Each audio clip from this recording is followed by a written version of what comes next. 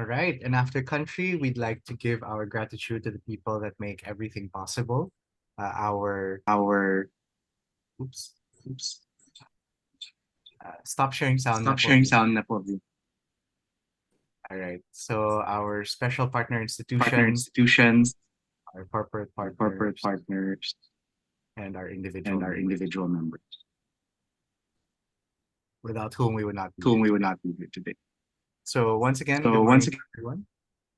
I am your chairman, Julius Barcelona. I'm very glad to see everyone today, and thank you for being with us this morning. We have a very interesting topic. So without further ado, may I ask our president, Ernie Ordonez, to introduce our speaker for this morning. Thank you, Julius, and welcome back. We have not only an interesting topic, but an interesting and fascinating speaker. Matter of fact, I congratulate Bernie on getting people, especially this guy. This guy, the title of this is Leading and Evolving a Competitive Business. Wow, that's what you need for the whole agriculture department, correct? And I'm impressed because he turns around a lot of things. He's now the country manager of Burger King, but he was with Jollibee and he was with, Watsons and all that. And he studied all over the world, yeah. UP, of course, great school, of course. And then, of course, he went to Northwestern in the States and Europe, and etc. But the most important thing about him is that he, wherever he goes, he turns things around. And so there are three reasons why we are really interested in talking to him today. Our chair, Ramon Ilsorio, who's now in all our stationery on our chair, said that the forums, Ernie, are not just for you to get enlightened. It is for you and the audience and all the rest. And I like to congratulate the new board because now we get 2,000 hits, 80% from Philippines, the rest from Middle East, America, and Europe. I want to congratulate you and the board on doing that. And we're on YouTube 2 weeks later. I'd like to say that with this spread, John's views will be very important. Again, there's three reasons. Number one, he's really good and learn a lot from him for our personal lives. But following what Ramon Ilosari said, how do we apply it? The first thing, of course, is that Jollibee, as you may know, like others, has this CSR thing, and like Jollibee buys, buys things from different people, like McDonald's buys its potatoes, sometimes from the Philippines, whatever. If you can share that with us, then we can spread the word about that, and maybe others will follow. But from a member of ABCD point of view, this guy is what the doctor ordered, not to turn around the businesses, but to turn around the Department of Agriculture, right? And as you know, recently we got elected to be the chair of the International Trade Committee 1 week ago. And one of our key people is the guy who exports to 40 countries and all that. If we could get John, right, to help here, right? Because these people, they don't join government because of many reasons, one of which is all the mess. But their insights can change things, and people like insights. So I'd like to ask John to tell us, first of all, first 5 minutes about himself, how he got into this, so we have a personal connection. Second, that we'll talk to him after the forum, so we can take advantage of wisdom and skill. And third, John, please tell us how we can help your mission, if we can. And if possible, the last 5 minutes, if you turned around so many companies, what do you think can turn around the Department of Agriculture to serve us better?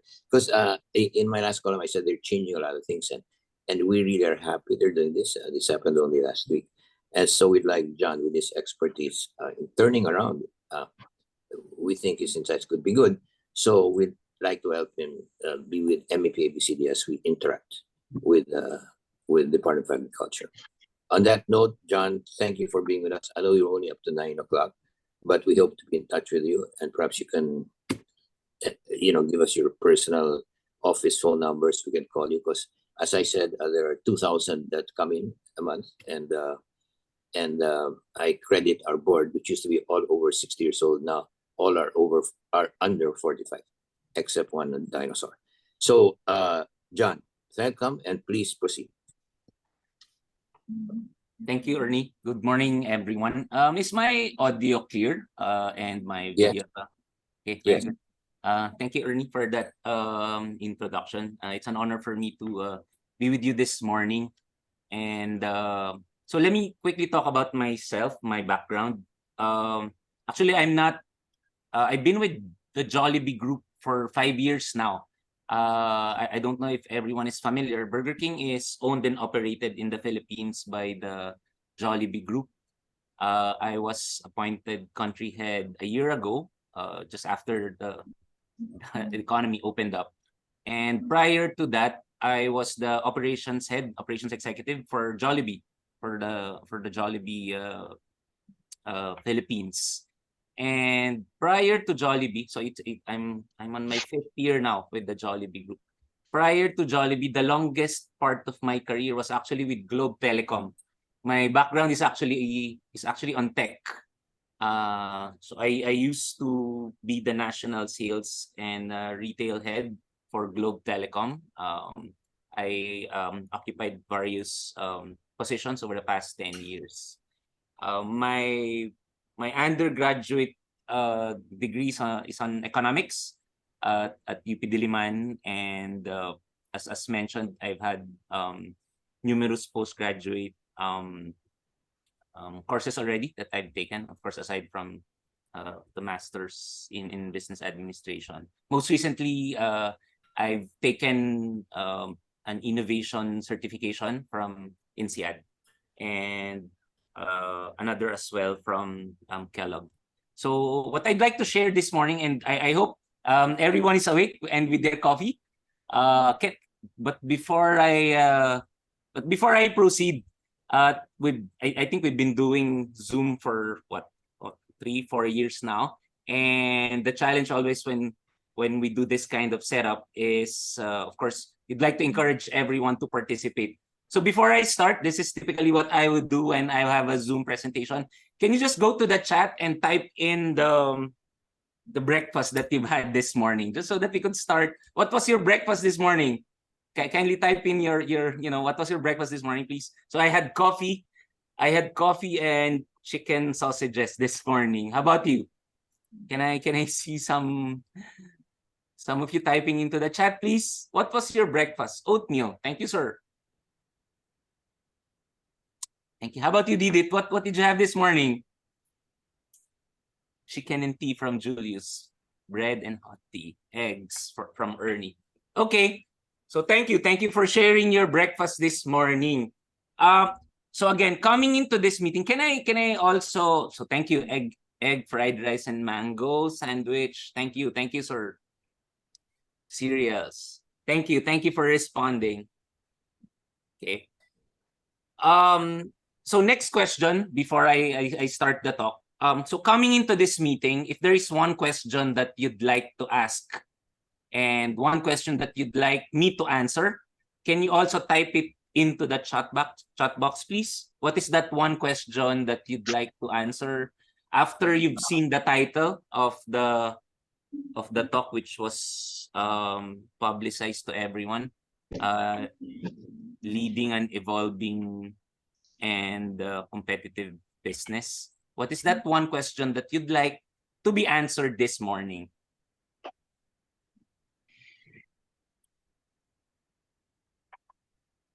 Will you join government or farmers group?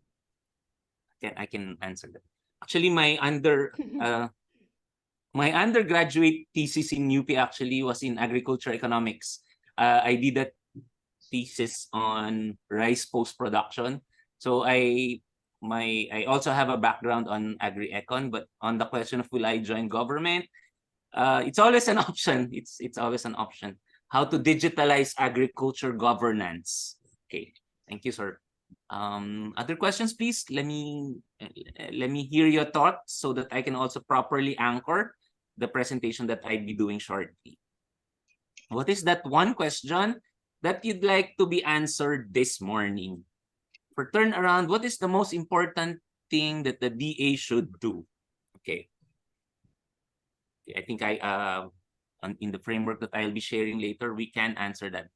Are you an employee or are you now running your own business? I'm currently the country head for Burger King Philippines. And Burger King, as I mentioned, is owned by the Jollibee Group. But I also have businesses being run together with my wife. How to link co-ops with corporate procurement. I can also share that later. So the other questions, I'll go back to them as I finish the presentation. How to generate more consortiums with stakeholders in agribusiness. How easy is it to get a second chance if a previous project failed? Yeah, I think we can answer that later.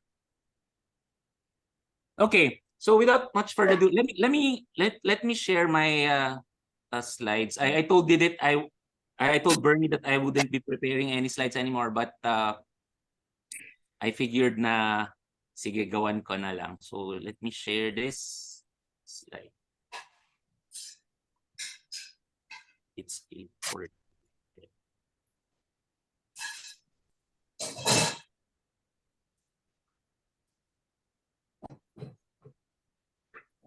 Okay, can you now see a white screen? Yeah. Didit, can you now see a white screen? Yes. Okay.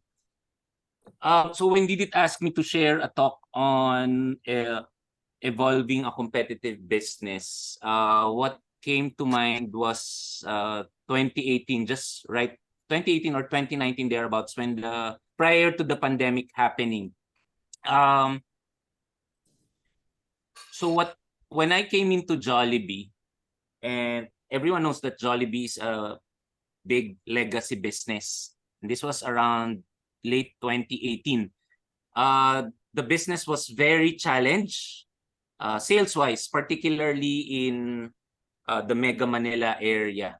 And one of the questions that was asked is that when I came in is can you look into what is happening into the sales and performance of our stores operations in Jollibee.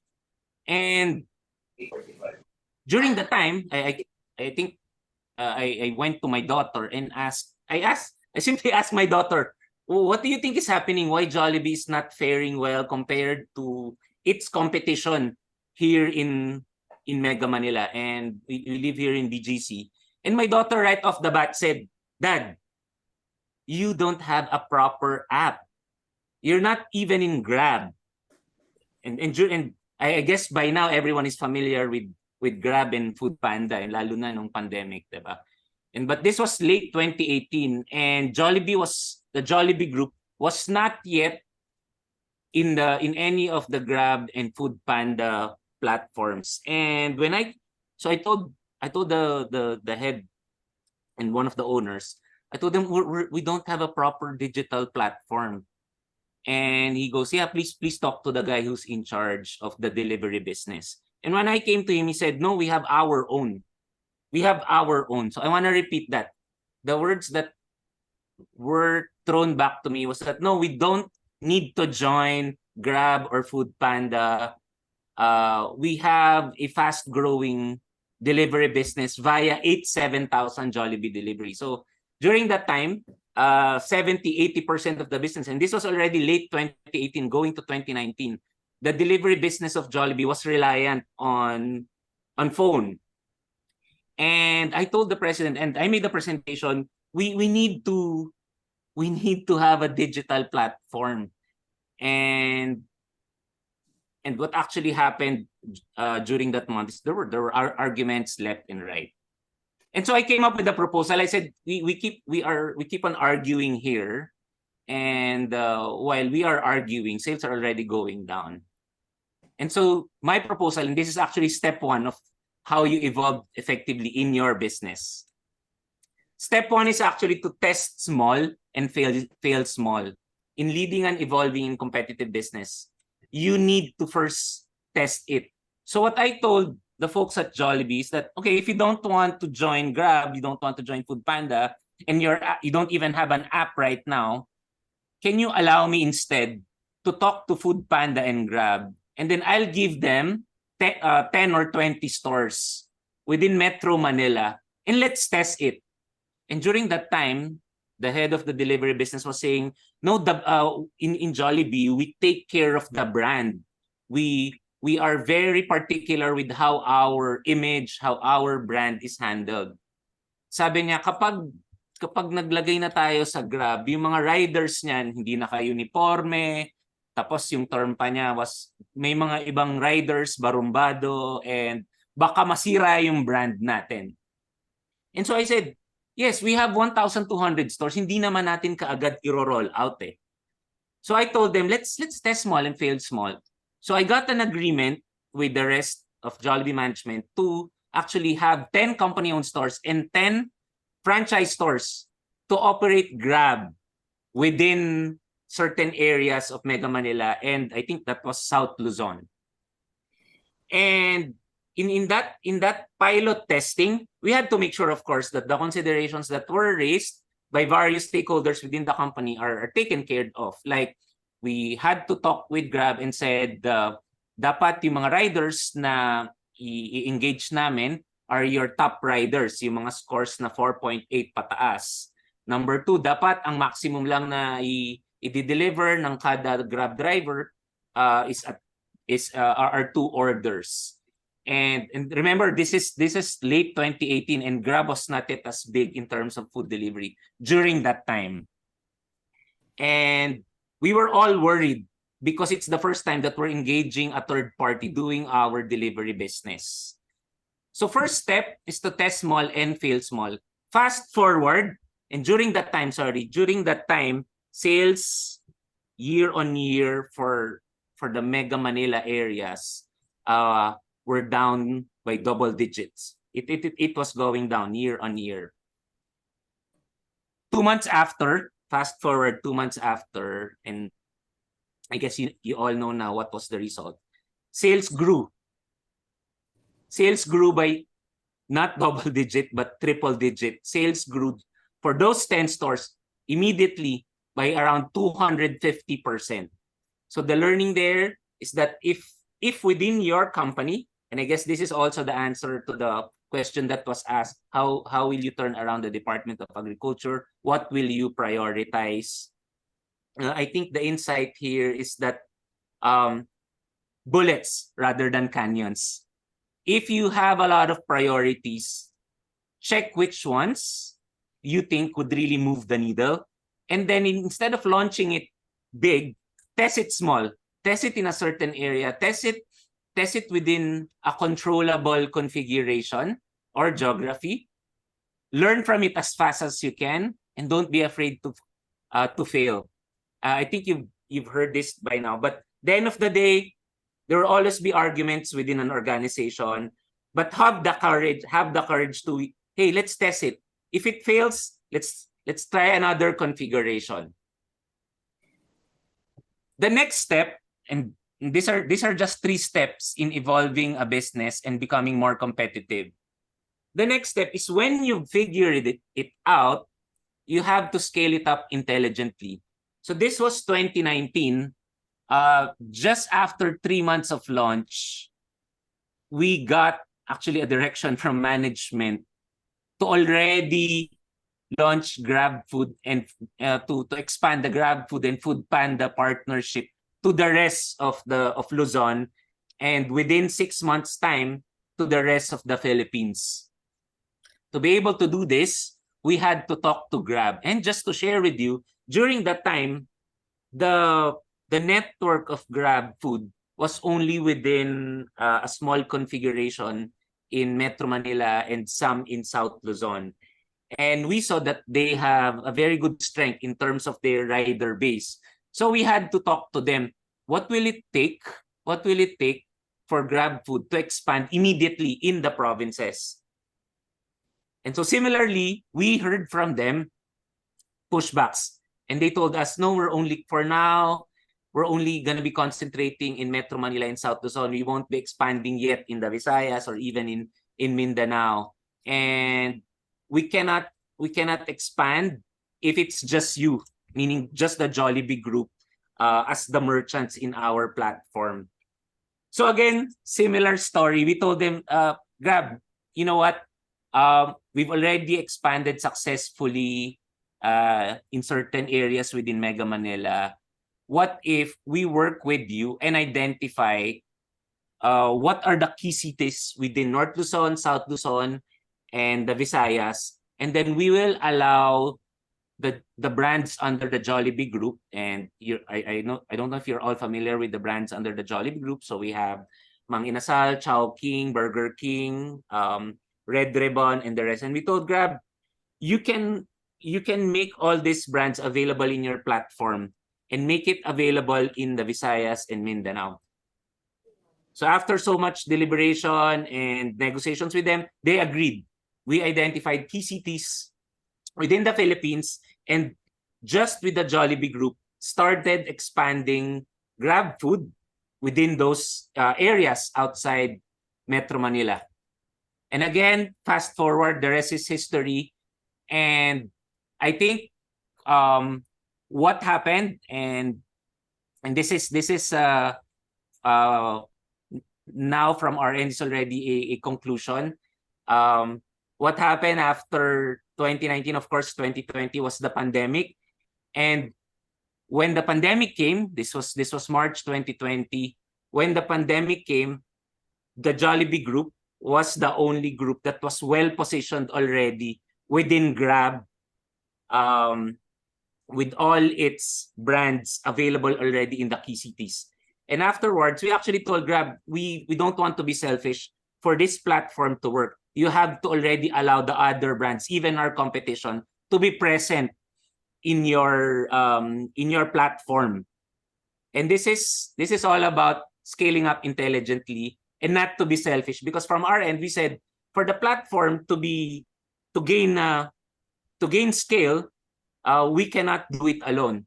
So thereafter, the McDonald's, Maxis Group came into the platform. And so when the pandemic came, it was delivery that became the mode of exchange for the QSR industry. And if you will compare the growth of the delivery business year on year, 2021, 2022, and now 2023, the delivery industry in the QSR business has grown from 200 to 300%. And in fact, for the Jollibee group, it was higher than that, owing to the scale that we have. So that's step 2, scaling up intelligently. Step 3, again, to evolve. And this is what I call divine discontent. You have to repeat step 1. So now we are in this stage where I call call it divine discontent. We are in this stage right now where we said we cannot rely alone on the Grab Food and the Food Pandas of this world. The cost of doing business with them, and this is us who have been doing successfully with Grab and Food Panda. But now we are in the stage where we are saying, what is the next step after Grab Food and Food Panda? What is more sustainable than what we are doing with them right now? And the question that crop up is why is it that we have been paying more and more with Grab? And we know that there will come a time that we can be held hostage by Grab. And so now the Jollibee group has actually put its resources to not just expanding, but growing its own in-house app and digital delivery platform, supported by its own third-party and controlled rider base. We have learned a lot from Grab, particularly on its very user-friendly platform. But we are also trying to unlearn certain things, like we cannot be reliant on one channel alone.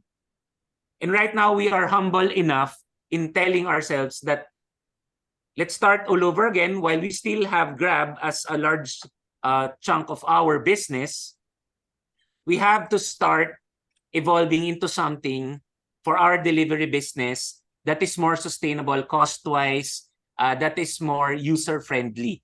One thing that we've learned now, and I don't know if you're using Grab or Food Panda, they have a lot of merchants now. And when as before, when you want to order, you can easily browse through and check easily the option that you'd like. Now, I think the paradox of choice is happening. And so we said, we need to go back and simplify again. So while a big chunk of our delivery business is still in Grab, I'd like to share to everyone that, again, we are going to step one and testing a lot of initiatives now on how we can better reach our target customers via our own digital platforms, such as the app, such as the web, and even Messenger and Viber. So I guess I wanted to share that quick story on how we've evolved a big chunk of the Jollibee business, particularly on the delivery aspect, and how it was able to help us turn around the business. Because had it been that we were not well positioned in the delivery business, given the scale that we have, we would have a lot of challenges. So now, as I mentioned, we continuously test small initiatives, continuously failing, and trying to scale up those initiatives that we've seen are faring well versus the others. So that's, I think, the end of my short talk, and I hope I was able to shed some light on how to evolving your business in these rapidly changing times.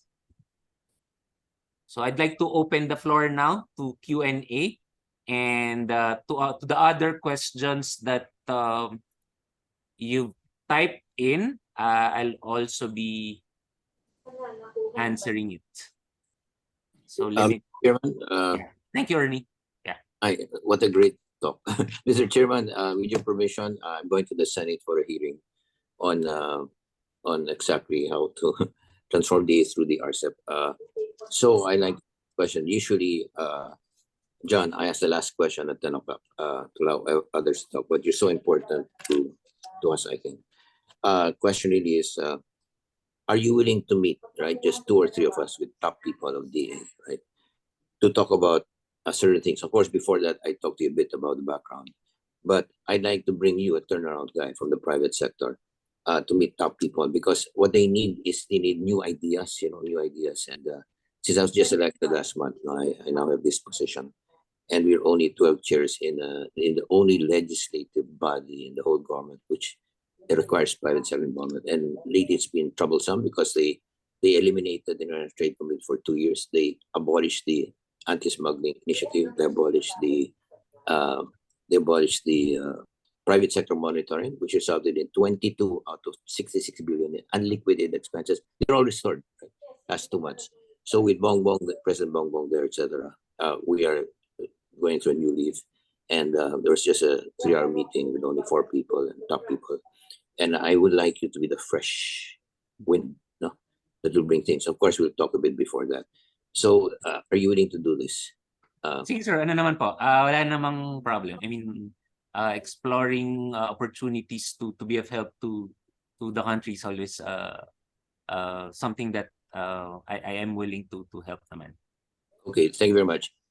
Could you give on the air your office number so we can call you? Because between forums are people. As I said, there's 2,000 in 1 month.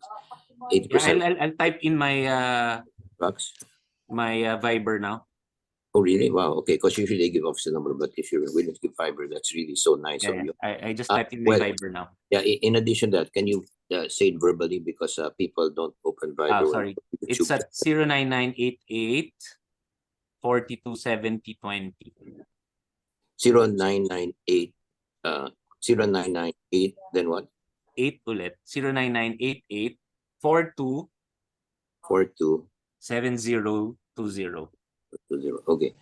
For those look at YouTube 2 weeks later, all over the world, don't 1,000 won't call you. Usually, mga 5 people they were really interested, no, and they don't call just for trivial things. No, it's 0998 842 7020. Yeah, this is my business okay. number. First of all, thank you, because they give their office number, they don't be disturbed, but so nice to give this to a survivor, no, and all over the world, yeah, no. Pero please don't abuse his kindness and call only if it's critical. Other things you can email us, we'll give it to him, whatever. Okay, well, thank you, because we're on the cusp of a transformation at a time when we are in total crisis. Total crisis, rises in undergrad. That's a total crisis. And a turnaround guy like you, the youth studying over the world and doing stuff, so we really appreciate it. We really are serious about this. So I'll be calling you during the day to see what you can do. But we need the fresh things. I want to credit this association. It was composed of people over 60, all of them, right? And now it's below 44, right? And it's transformed. It's gone worldwide. It's done a lot of things. And of course, the key behind this is Bernie up. She's the wind beneath our wings. So thank you, John. Thank you so much. We'll be in touch. Yeah. So there's a question here for turnaround. What is the most important thing DA should do? As I mentioned, the key is to enumerate, let's say, the top 5 initiatives that offhand you think would make the difference or move the needle. And then afterwards, come up with measures or metrics that you'd like to test, and then run it. Just do it. Just do it on a small scale. Let's say in a certain area, and test it in various configurations, as I mentioned, and then see whether it fares well versus the metrics that you've mentioned.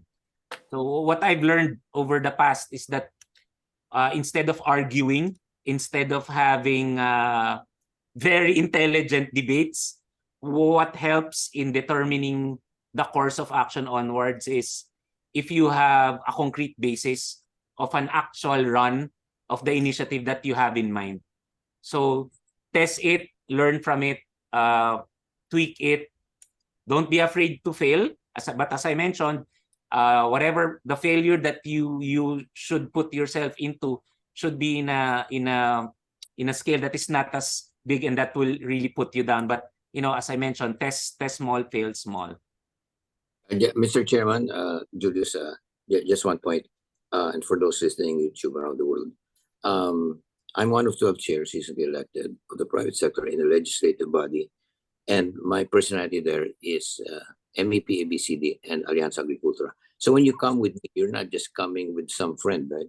You're coming with MEP, ABCD, and Allianz Agricultura, right? So that's it. So the point is that your thing is good, no? But like in this association, we did hear the young ones, no? DD has also not heard the young ones, not enough, right? So I just want to let you know, when you come in, you'll be extremely important. So we have to prepare very, very well for that. Thank you very much. Okay, so thanks very much for that, Ernie. So in any case, for those who would like to ask questions, as always, you have several options. The first one is you can raise your hand. If you look at the bottom of your screen, there's an option that says reactions. You click that and it will give you an option to raise your hand. Alternatively, you can actually hold your hand up. I think Zoom does this thing now where it reads reads that your hand is raised and it'll raise your hand for you. And the third thing is you can put your question in the chat box, which I think John actually asked us to do. So maybe we can actually go through that if you'd like, John. Julius, there's a question here from Sir Philip, and it goes with almost all the fast foods and other eateries using the Grab, Food Panda, etc. So the first question is, how is JFC doing now versus other competitive brands? And the next question is, what is the next challenge? So I'd like to answer that. How is JFC doing now? JFC is still the market share leader relative to the other brands within the platform. The next challenge, though, is the cost of the commissions being charged. It has, from the time that we started Grab and Food Panda, it has now tripled in terms of rates. So the next challenge now is, how do we come up with a platform that is in terms of costs lesser versus Grab Food and Food Panda. So the direction now that we are taking, while we still have a sizable chunk of our delivery business in Grab and Food Panda, as I mentioned, we are now aggressively pursuing what we call in-house / direct channels, direct digital channels. Via app, as I mentioned, we now have for our brands, Jollibee, we have a Jollibee app, we have a Burger King app, and it's also available for via web. You can now also order via the internet and via Viber. Yeah. Sir Julius, is it okay if I also read the others? Sure, go ahead, go ahead. Yeah. There's also a question here from Sir Oscar. How easy is it to get a second chance if a previous project failed? I think it has to do with the culture that you have in your organization. It starts with culture. You should not the culture that we need to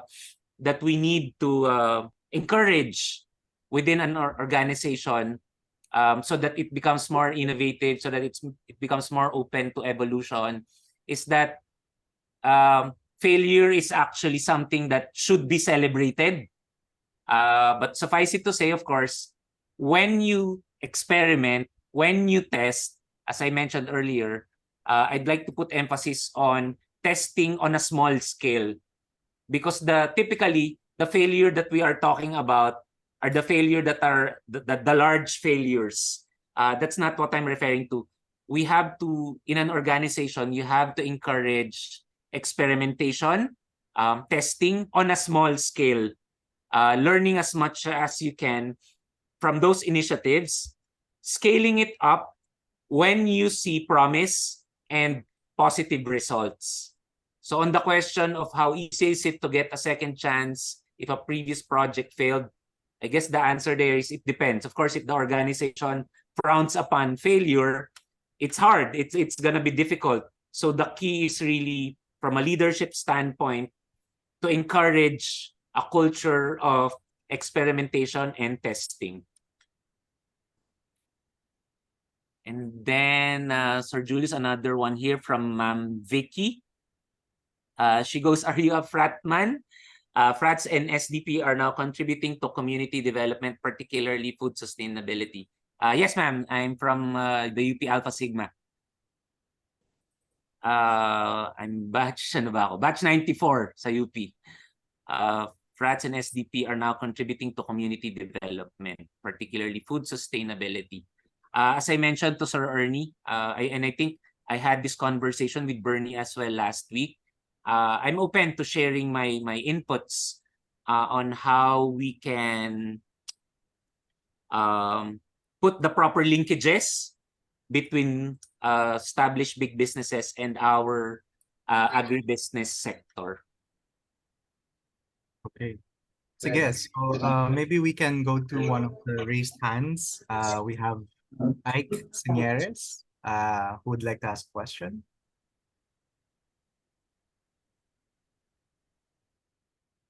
Ike? Yes, sir. Yes, sir, Ike.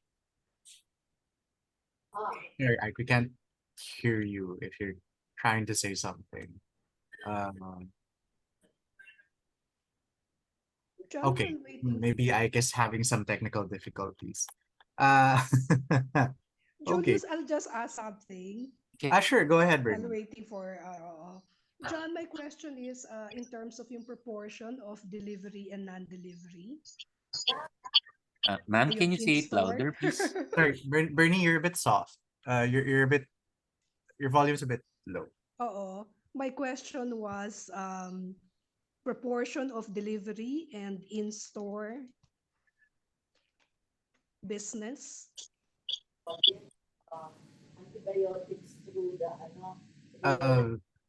Sorry, I got I think you're asking about, I think Bernie is asking about like what's the proportion of delivery business to in-store business. Is that correct, Bernie? Yeah. Okay. Okay, got it. During the lockdowns, from 2020 to 2022, the delivery business was around 70%, 70-80%. Sorry. Of the Jollibee Group's business, and I guess also for the rest of the QSR industry. Post pandemic, it's in the high, well, for our company, it's in the high double digit, high 20s, high 30s. But delivery business has the highest growth percentage year on year. All right. Ike, are you good?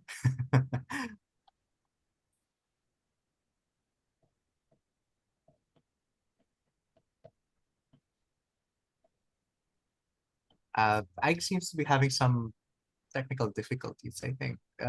We can't hear you, Ike. I'm very sorry if you're trying to say something. Okay. Ike might be trying something else. Okay. Are there other questions that people would like to ask?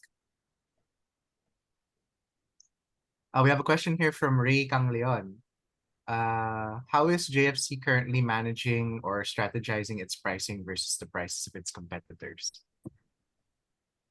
Very good question. So there are two things immediately come to mind on the question of pricing. So number one, we have a regular price sensitivity monitoring study. So this is a study separate from competition, whereby on a regular basis we look at the movement of the prices of our key products, and then we look at the movement of demand, whether it's going up or going down relative to price increase or price decrease. And if we see that there are drastic downturn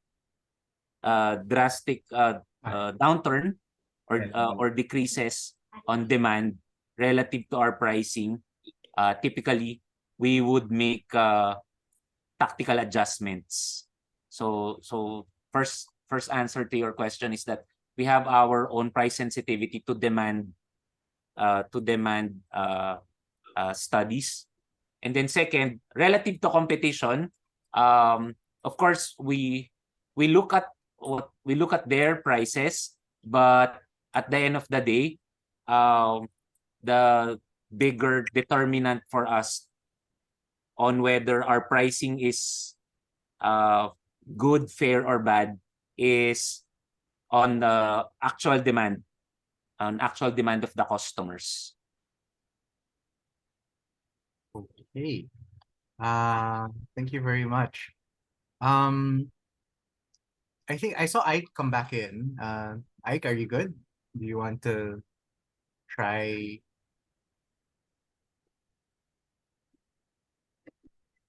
Ike?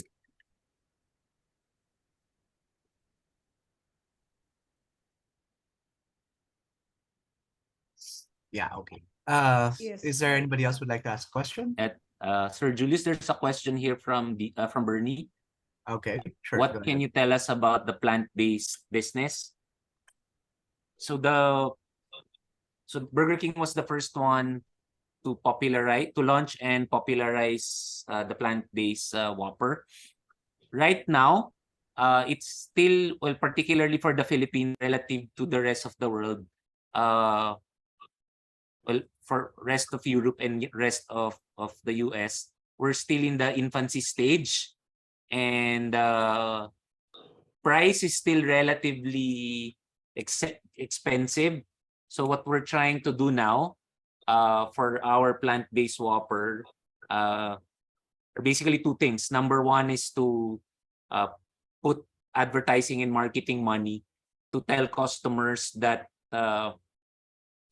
that our plant-based Whopper has the same taste as a regular meat, as a regular Whopper. And that second, when we launched it, we saw that prices were relatively high. So we had to make adjustments on our pricing so that at the end of the day, it would have a bigger market base. Right now, what we are seeing for the plant-based business is that the market that is being tapped are the is the market that we call flexitarians. They're not vegetarians because vegetarians are pure vegetable eaters now. Flexitarians are the ones who would, for this week we'll eat vegetables, or for today we'll eat vegetable, but tomorrow we'll eat meat, and then the following day, since they know that there's plant-based Whopper, they will try plant-based. So it's still a market in its infancy. Pricing is something that we are working on, and building brand equity and marketing awareness is a key opportunity right now. There are two raised hands, Sir Julius. Yeah, thanks very much. I'd like to say that I'm one of those flexitarians that loves to order your plant-based burgers from Burger King. So thank you very much for bringing that in. Okay, let's try Ike again. Ike, hopefully things are working out for you. Ike?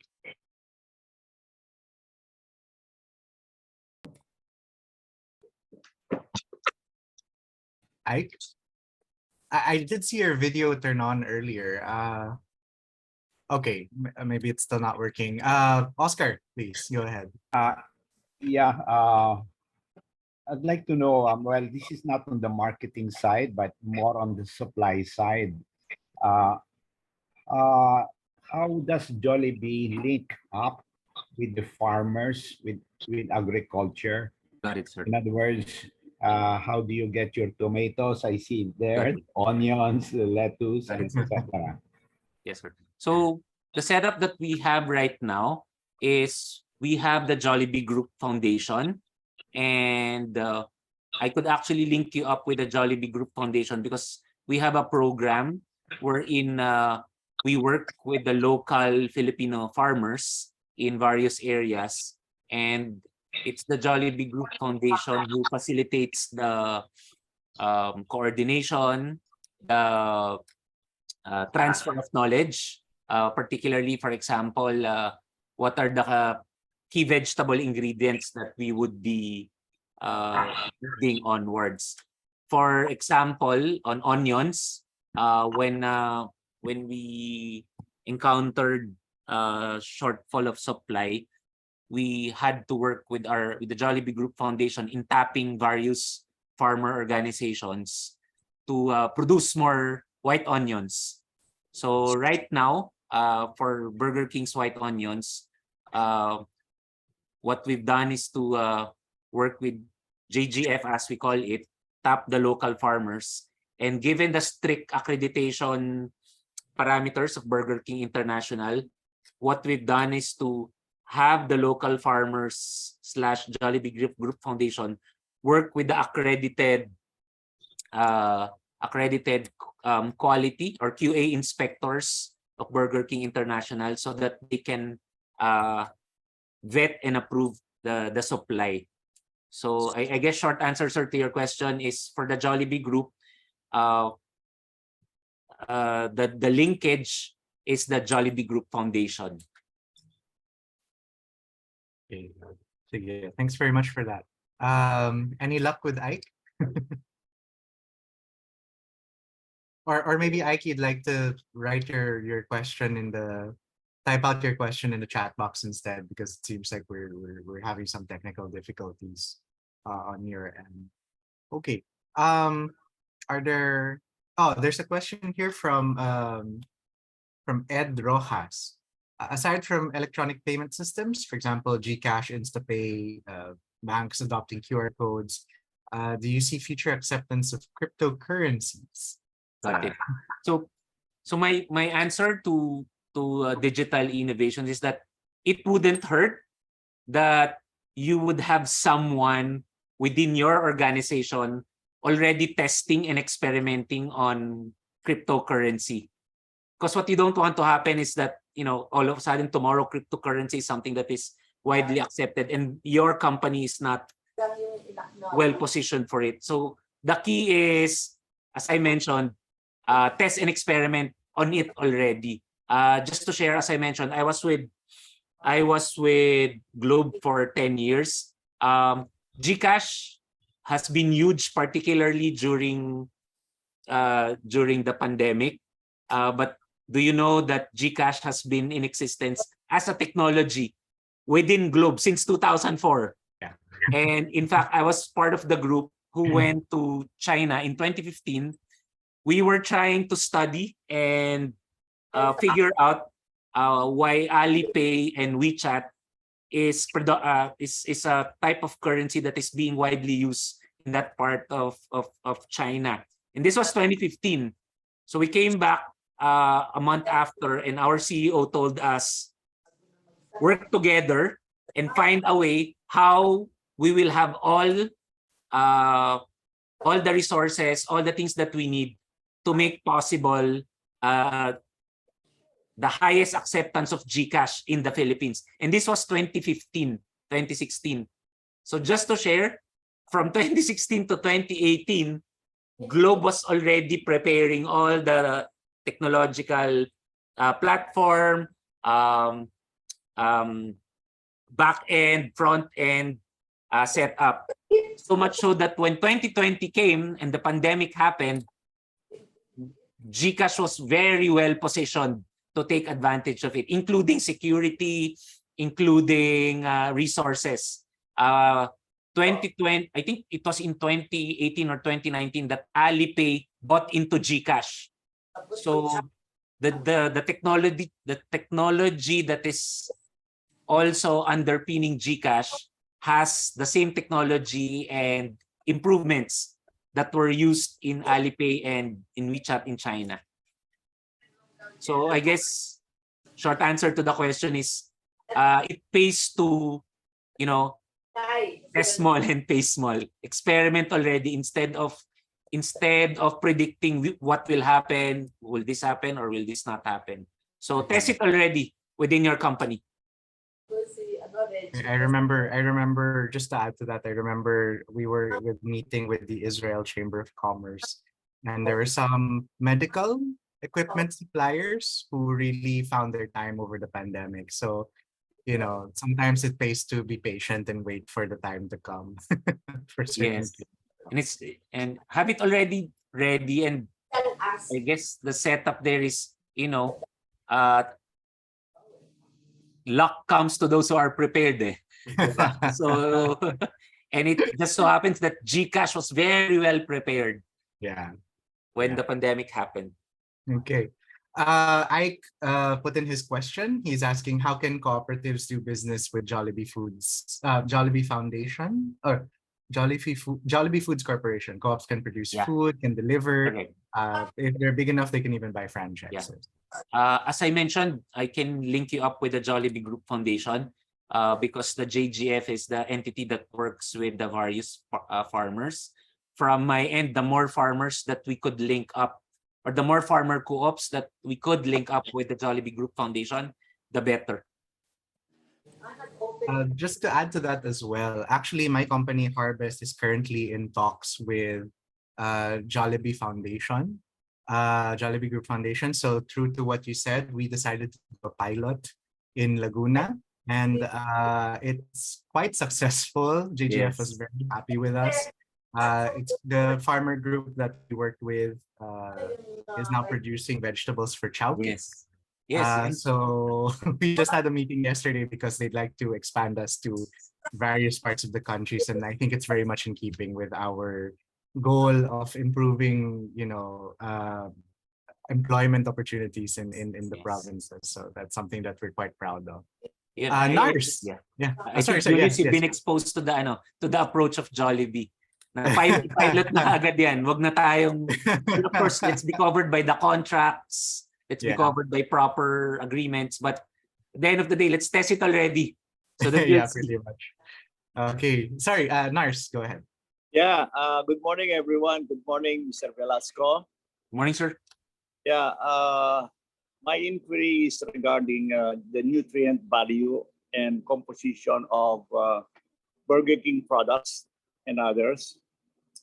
I just want to know and clarify if you maintain a nutrient level or composition based on the analysis of its particular ingredient, for example, the vegetables.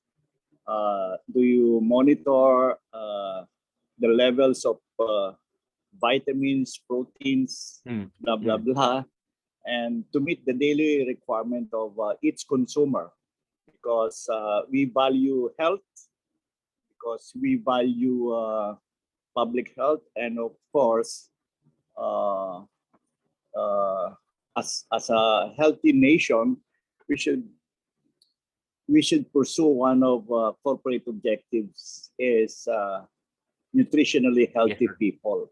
So my question, John, Mr. Velasco, how strict you are in the monitoring of the nutrient composition analysis and the caloric content of your products vis-a-vis the price of your particular products.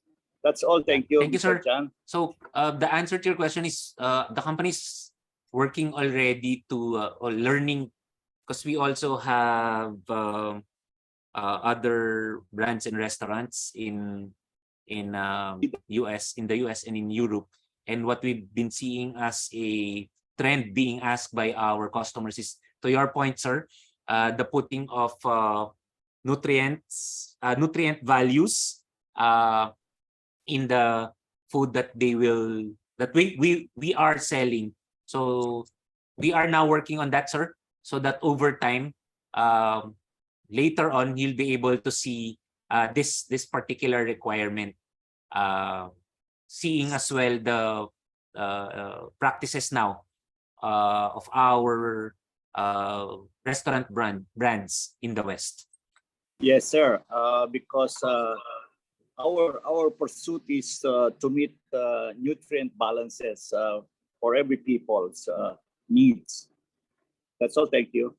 Thank you, sir. Okay, so it's 9 o'clock. I think this is all the time you can give us, John. Is that correct? So Yeah. I can spare 3 more minutes, and then Yeah, I so will have I'll yes, sir. all right. I'll invite Ernie to close us out before we give our appreciation to John. Ernie, please. Yeah, well, thank you. We'll use your knowledge. We want to expand your good work, and we look forward to you helping ABCD in our interaction with the Department of Agriculture, which needs a turnaround. John, thank you for coming, and thanks, Bernie, for inviting. Okay, so with that, let's please flash our certificate of appreciation.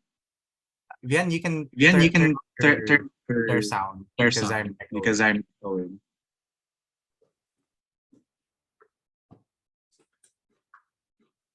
Are we good? Sorry, Vian, can you turn off share sound?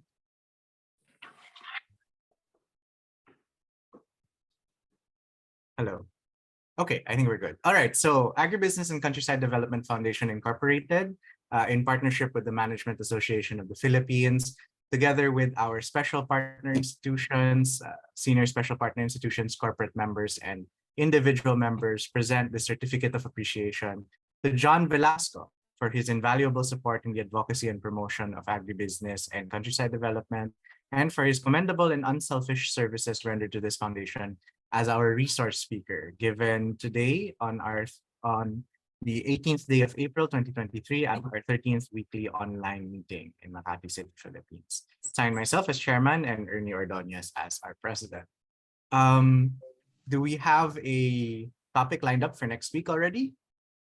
Thank you very much, Julius and Ernie, and for Bernie for inviting me. All right. Thank you, John. Maraming salamat sa inyong lahat. Thank you. Grateful. Thank you very much, John, for your time, and have a good day. Thank you. All right. So for the rest of us, our topic for next week will be revitalizing cotton farming by Dr. Joven Juanang. Is that correct? Yeah. Owner of the Pinto Art Museum. So for those of you who have been to Antipolo and have visited the Pinto Art Museum, perhaps this is something that's very interesting. And this is something that's also I've also touched on in the past in my work. Philfida had been interested in developing, redeveloping the cotton industry in the Philippines. This might be something that's interesting to our members. Okay. So with that, that ends our formal session for today. For those of you who need to go ahead, thank you very much for joining us, and for